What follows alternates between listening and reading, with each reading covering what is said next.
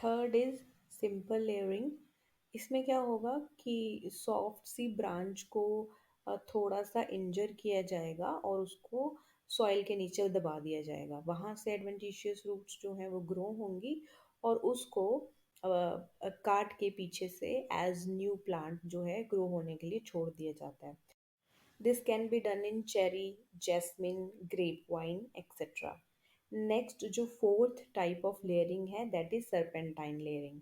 Simple layering और serpentine layering में ये फ़र्क है, सिंपल लेयरिंग में जो ब्रांच है उसको एक ही जगह पे सॉइल के नीचे पैक किया जाता है। But in case of serpentine layering, branch is packed at several places so as to form many plants. It can be done in clematis. Fifth is trench layering. अब ट्रेंच लेयरिंग में trench का मतलब होता है छोटा सा गड्ढा खोदना, मतलब हल्का सा।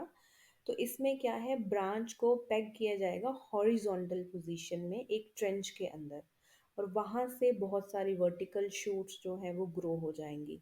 This can be done in walnuts और मलबेरी।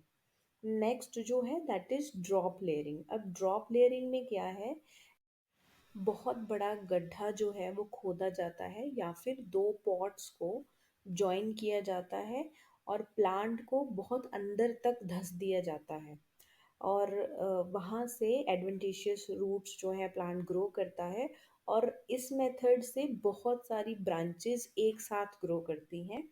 आफ्टर दैट उनको सेपरेट कर दिया जाता है और इंडिविजुअली उनको ग्रो करने के लिए छोड़ दिया जाता है। This can be done in dwarf rhododendron etc. Next is tip layering. अब इसमें ब्रांच की जो टिप है उसको सॉइल के अंदर दबा दिया जाता है। अब उसमें जो हल्की सी स्टार्टिंग की टिप है उसको अपराइट पोजीशन में रखा जाता है, बाकी जो ब्रांच होती है वो स्लांटिंग पोजीशन में रहती है। तो इसमें a shoot is bent in soil in such a way that is basal end is slanting while the upper region is upright. Soil is pressed, it induces root formation and later growth of shoot tip. It can be done in blackberry, dewberry or raspberry etc.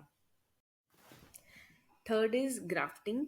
अब grafting में क्या होगा कि दो plants के different different parts, किसी एक plant से एक स्टेम ले ली जाएगी और दूसरे प्लांट से रूट ले ली जाएगी, उनको जॉइन किया जाएगा और वहाँ से कंपोजिट प्लांट को ग्रो करवाया जाएगा। कंपोजिट प्लांट मतलब वो प्लांट जिसमें दो प्लांट्स के हिस्से हैं।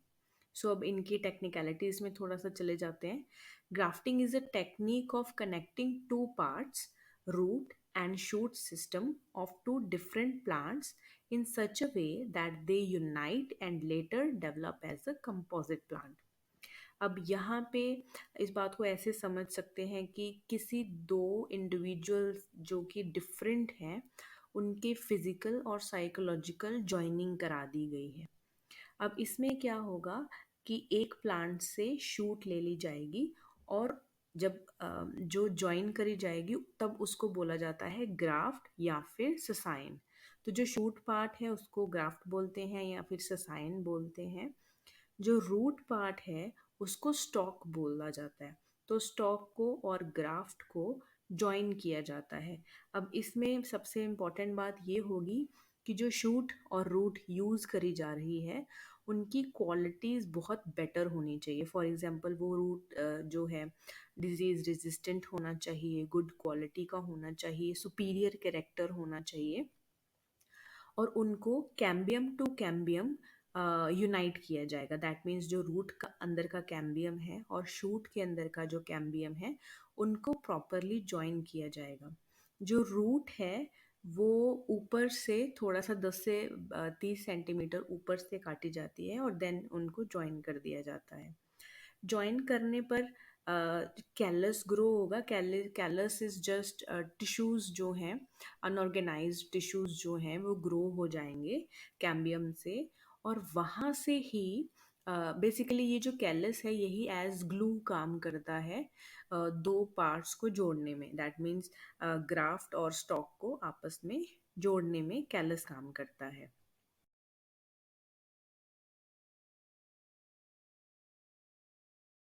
अब क्योंकि कैलस जो है वो कैम्बियम से डेवलप होता है, तो जो ग्राफ्टिंग है वो डाइकॉट्स में देखी जाती है और सक्सेसफुल होती है।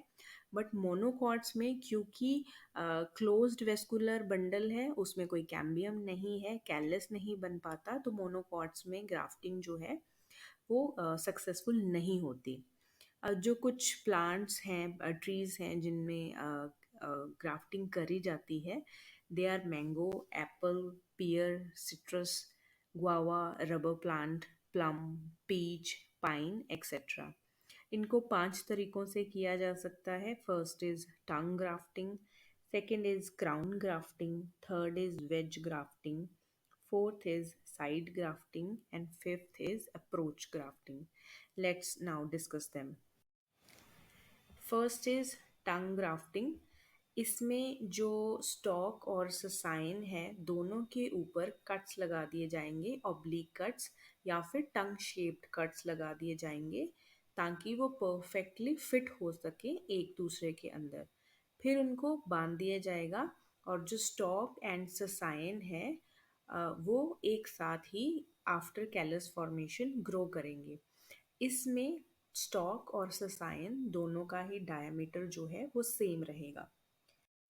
Next is crown grafting. अब इसमें क्या होगा कि जो स्टॉक है उसका डायमीटर जो है वो ज़्यादा होगा, उसके ऊपर कट्स लगा दिए जाएंगे और एक से ज़्यादा ससाइंस जो हैं, 3 हो गए या 4 हो गए, उनको उन नॉचेस में फिक्स कर दिया जाएगा। थर्ड जो है दैट इज़ वेज ग्राफ्टिंग। अब वेज ग्राफ्टिंग में क्या होगा कि वी शेप का नॉच लगा दिया जाएगा। अब जो कट लग रहा है दैट इज़ नॉच, और जिस शेप को उसमें फिल किया जाएगा जो ऊपर ससाइन की होगी that is wedge. So in wedge grafting, V-shaped notch is given to stalk while wedge-like cut is given to sessile, and both are of same diameter. Fourth is side grafting. इसमें और veg grafting में सिर्फ इतना सा difference है कि veg grafting में ऊपर से ससाइन लगाया जाता है। इन केस ऑफ साइड ग्राफ्टिंग जो नॉचेस है वी शेप वो साइड पे लगाए जाएंगे और वहाँ पे ससाइंस को इंसर्ट कर दिया जाएगा। इसमें भी स्टॉक जो है उसका डायामीटर जो है वो ससाइन से ज़्यादा होगा। Fifth is approach grafting. इसमें क्या होगा, दो इंडिपेंडेंट प्लांट्स को पास लाया जाएगा और उनकी जो दो शूट्स हैं उनके ऊपर हल्के हल्के कुछ 2.5 टू 5 सेंटीमीटर के कट लगा दिए जाएंगे और उनको ज्वाइन कर दिया जाएगा। अब या तो कट्स लगा सकते हैं या फिर बार्क को ऊपर से स्लाइस ऑफ कर दिया जाएगा या फिर टंग शेप्ड कट्स लगा दिए जाएंगे ताकि इंटरलॉकिंग हो सके, या फिर वर्टिकल कट्स लगा दिए जाते हैं। अगर जो तुम्हारा ससाइन है वो बहुत थिक है तो वर्टिकल कट्स लगा दिए जाएंगे, उनको आपस में जॉइन कर दिया जाएगा टिल द टाइम जो वो अच्छे से ग्रो करना शुरू हो जाए, कैलस फॉर्मेशन हो जाए, देन जो दो प्लांट्स हैं उनको सेपरेट कर दिया जा सकता है। ग्राफ्टिंग में ससायन को स्टॉक के साथ इस तरीके से कंबाइन किया जाता है ताकि कैम्बिया जो है दोनों का, कैम्बियम, वो क्लोज कांटेक्ट में हो। जब स्टॉक और ससाइन को आपस में जोड़ा जाता है तो ग्राफ्टिंग वैक्स को भी यूज़ किया जाता है। आफ्टर दैट उनको ज्वाइन करने के बाद बैंडेज टेप से या फिर रबर से उनको बाहर से बांध दिया जाता है। अब इन जो स्टॉक है उसके ऊपर बर्ड्स को नहीं आने दिया जाता, अगर वो आ भी रही हैं तो उनको तोड़ दिया जाता है। In approach grafting, the scion is cut below the graft while stalk is cut above the graft after the establishment of union. Fourth is bud grafting. अब इसमें क्या है, बर्ड को एज ससाइन जो है वो यूज़ किया जाता है। जो हमारा स्टॉक है उसके अंदर टी शेप का कट दिया जाता है और वहाँ पे थोड़ा सा बार्क को ऊपर लिफ्ट किया जाता है और बड को अंदर कैम्बियम के कांटेक्ट में आ जाए इस तरीके से इंसर्ट किया जाता है। उसके बाद जो है उसको टाइटली बंद कर दिया जाता है, ग्राफ्टिंग वैक्स लगाई जाती है, देन उसके बाद उसको बैंडेज कर दिया जाता है। Bud are allowed to develop for 3 to 5 weeks. अगर कोई लीफ है या फिर बड आ जाती है तो उसको तुरंत रिमूव कर दिया जाता है, एक्स्ट्रा बड जो कि इंसर्ट नहीं करेगी, उसके अलावा उसमें अगर कोई बड आ जाती है या लीफ ग्रो करता है उसको रिमूव कर दिया जाएगा। The stock is cut above the graft. Bud grafting is practiced in apple, peach, and rose. Fifth is micropropagation और propagation by plant tissue culture. इस मेथड में क्या होगा कि प्लांट के कुछ सेल्स या फिर टिश्यूज या फिर ऑर्गन्स को लैब्स में ग्रो करवाया जाएगा, जिसको कि प्लांट टिश्यू कल्चर बोलते हैं। स्टार्टिंग में कुछ सेल्स या फिर टिश्यूज जो हैं वो ले लिए जाएंगे और there will be formation of an undifferentiated mass of cells called callus.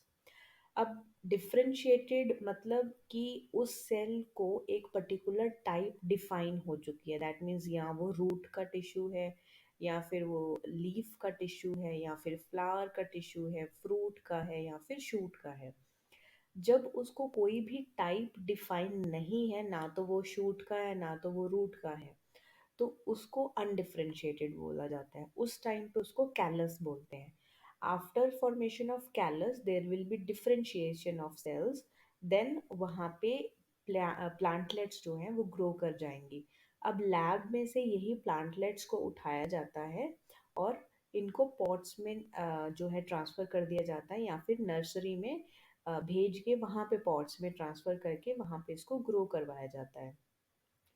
Tissue culture technique is useful in obtaining virus-free plants, disease-free plants, homozygous diploid plants, और इनको कमर्शियली भी यूज़ किया जाता है ताकि कुछ ornamental plants, for example orchids, carnations, gladiolus, chrysanthemum, इन जैसे ऐसे कुछ प्लांट्स को ग्रो करवाने के लिए।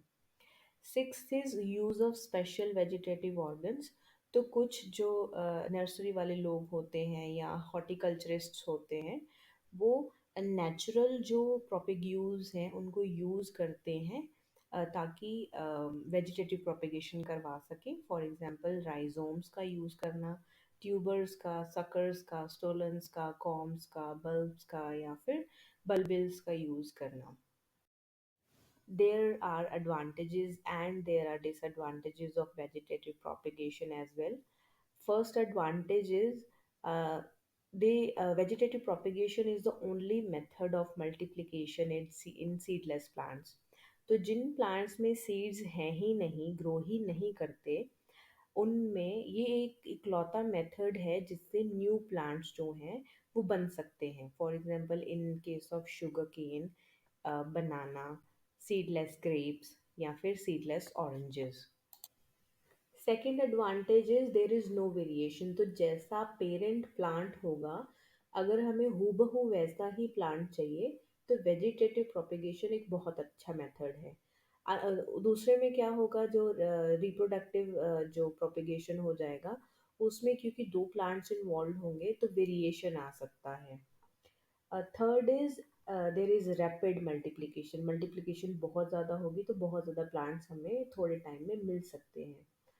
उसके बाद जो एडवांटेज है वो जेनेटिक यूनिफॉर्मिटी की है, अगेन कि जो जेनेटिक मटेरियल है वो सेम रहेगा पेरेंट में भी और जो प्रोडक्ट है उसमें भी।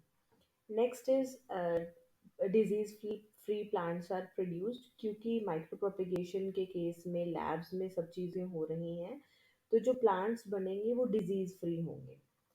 उसके बाद नेक्स्ट एडवांटेज ये है कि सर्वाइवल रेट जो है वो ऑल में almost in case of vegetative reproduction 100% होता है। नेक्स्ट इज कि अच्छी क्वालिटी का अगर कोई प्लांट है तो उसको हम बहुत टाइम तक प्रिजर्व करके रख सकते हैं, क्योंकि इसमें कोई जेनेटिक मॉडिफिकेशंस सॉरी जेनेटिक यूनिफॉर्मिटीज नहीं है या फिर कोई वेरिएशंस नहीं है इस वजह से। Next is transgenic plants can be produced using tissue culture. तो अब अगर फॉर एग्जांपल जो अभी गोल्डन राइस है या फिर बीटी कॉटन है, तो ऐसे प्लांट्स को प्रोड्यूस किया जा सकता है जो जेनेटिकली मॉडिफाइड है। तो इसमें क्या होगा, जेनेटिक मटेरियल में मॉडिफिकेशंस की जाएंगी, एडिशंस की जाएंगी या डिलीशंस की जाएंगी, ताकि जो क्वालिटी है या फिर उसमें कोई ऐसा फीचर आ जाए जो उस प्लांट को बेटर कर रहा है, डिजीज फ्री बना रहा है, या फिर उसमें कुछ ऐसे न्यूट्रिएंट्स डाल रहा है जिससे वो प्लांट और न्यूट्रिशियस हो जाएगा। There are also disadvantages of vegetative propagation. First तो यही है कि जो प्रोपिग्यूल्स हैं, अगर प्रोपिग्यूल्स को यूज़ किया जा रहा है तो वो they are prone to viral, bacterial और फंगल इन्फेक्शंस। तो उन प्लांट्स में ये सब डिजीजेस होने के चांसेस ज़्यादा हो जाते हैं। सेकेंड इज़ कोई वेरिएशन नहीं आएगी। तो वेरिएशन ना आना, अगर तो प्लांट बहुत अच्छा है वैरायटी, तो हमें अच्छी वैरायटी मिलती जाएगी। बट अगर किसी प्लांट की वैरायटी अच्छी नहीं है, तो because there is no variation, तो उसमें चांस भी ख़त्म हो जाता है कि वो प्लांट बेटर हो सकता है, अनलेस अनटिल आप मैन मेड उसमें मॉडिफिकेशंस कर रहे हैं। Third is there is no if there is no dispersal of vegetative propagules, अगर बर्ड्स को सेपरेट नहीं किया जा रहा है तो एक ही जगह पे बहुत सारे प्लांट्स ग्रो कर जाएंगे और there will be over crowding.